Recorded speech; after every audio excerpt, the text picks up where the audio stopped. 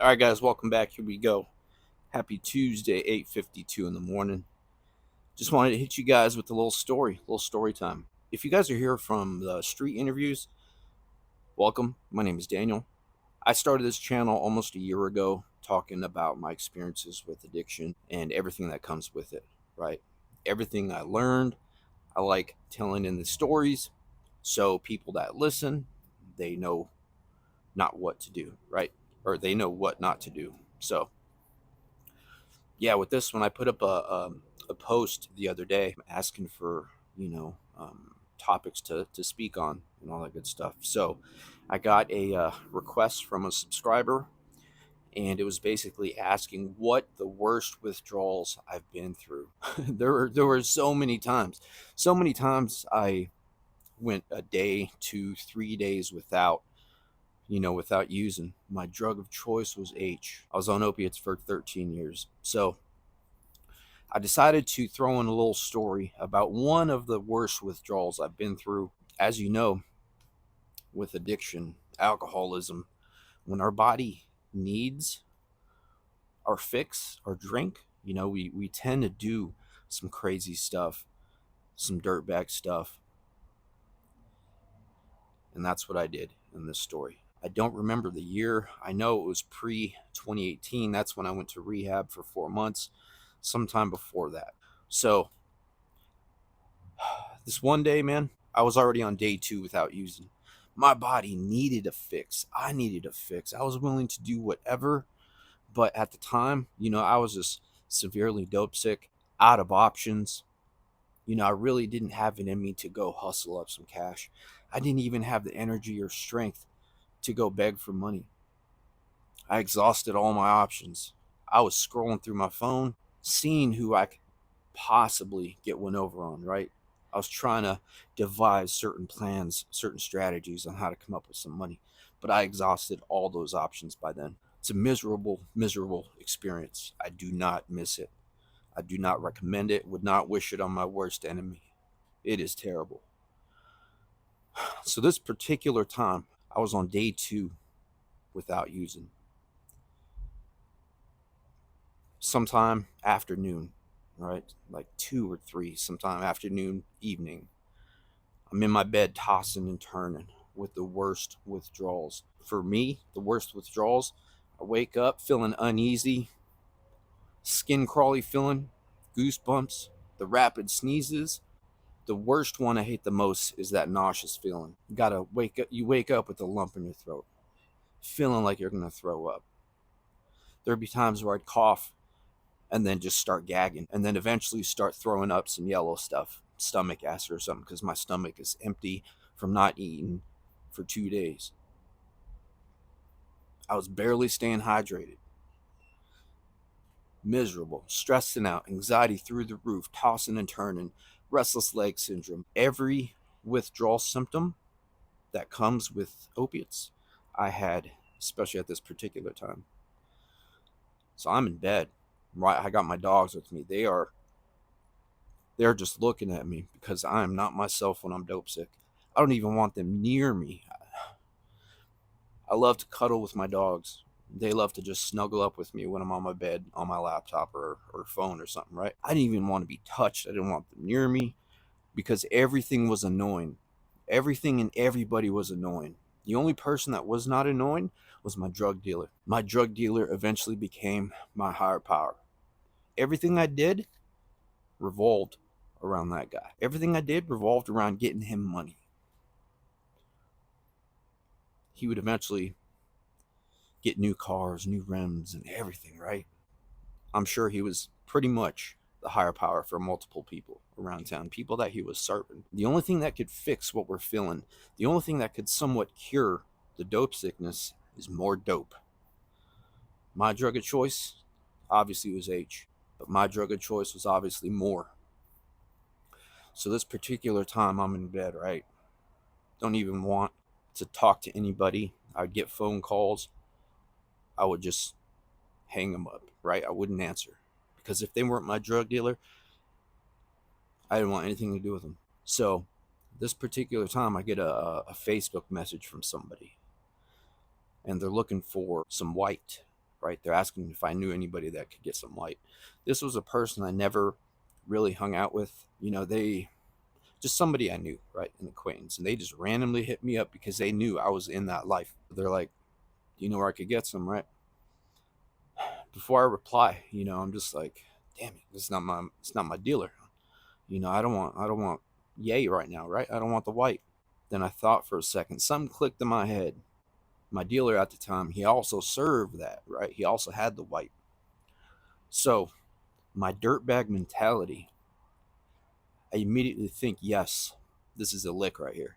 I could definitely get one over on this person. I never see this person. They don't know where I live. I'll just have them meet me half a mile down the street, have them pick me up. So I immediately confirmed with this person, like, yes, I got you. Let me make a call. So what do? I think this person had like 40 or 60. They had $60 actually. I call my guy. I'm like, hey, I need a gram. And he asked how long I'm gonna be there. I said, maybe about an hour at the most. He's like, all right, call me when you pull up. So I meet this person about a half a mile away from my house. I walk there, right? I haven't showered in 2 days. Clothes are hanging off me. I'm still dope sick. Sneezing, watery eyes, dry heaving on the walk there, right? But I knew there'd be the chances are good I could get one over on this person. My car was down at the time. I couldn't afford to fix it. So this person picks me up. Along the way, they're asking, how's the stuff? I'm like, man, it's the best available, right? It's I would hype up. I'm like, yeah, it's incredible, right? If I ever need yay, I'd go to this particular person that we're going to. Anyway, I was just selling this person the dream, and they're thanking me along the way. So they pick me up. I hop in their car. I'm in the passenger seat, and we're just talking. We're headed towards my guy's house. I give my guy a call when we pull up. I'm like, hey, we're here. I'm already starting to feel a little bit better just because I know I'm about to pull off a lick, and I know I'll be high within 20 minutes, 20, 30 minutes. So I get the cash, put it in my pocket, and walk to this person's house, my guy's house, right? I go up, talk to him, get what I need, right? After I'm done, after I tell my guy, appreciate you, bro, dap him up, and I tell him I'll see you tomorrow. Because I just about saw him every day. So I didn't get the yay from my dealer. I end up getting a gram of black, some H. It's in my pocket. So the person that picked me up, they wanted some white. I used the $60 they gave me for what I needed to feel better. So with my H in my pocket, instead of walking back to the car, I walk around the house. I take a different route, and I go hide. I go hide somewhere. And I'm hiding, just keeping an eye out on this person. I could see them from a distance in their car. They're waiting for me. I'd say about 20, 30 minutes later, I see them driving around. I forgot to mention, when I walk out the house, I turn my phone off because I'm done with them. I got what I needed from them. So I turn my phone off and I go hide. So fast forward some time, I see this person driving around the complex, just driving around, looking for me, right? I'm sure they're calling me, but I know their calls are going straight to my voicemail. So eventually they take off. And I find a spot to where I could get high, right? I was a smoker. I smoked my H. So I always had like a little kit on me. I had some foil, a little Circle K straw, and a lighter. And I continued to get high.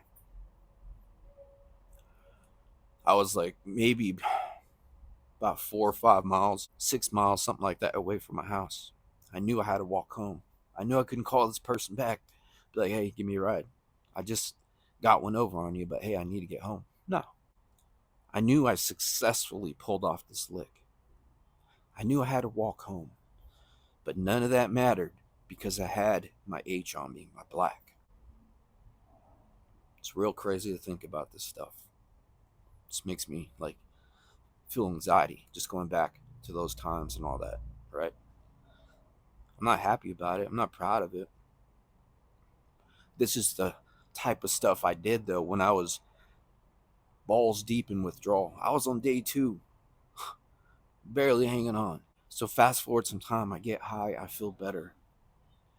And I'm taking the back roads home, right? Just walking miles. It's already nighttime. Just taking the longer route. Stop at different areas. Under the street, there's tunnels. I would just walk under there, different places, little nooks and crannies around town, behind buildings, grocery stores, and just smoke and feel better, feel relief, feel the satisfaction of that H flowing through my system and relieving every single withdrawal symptom at that time.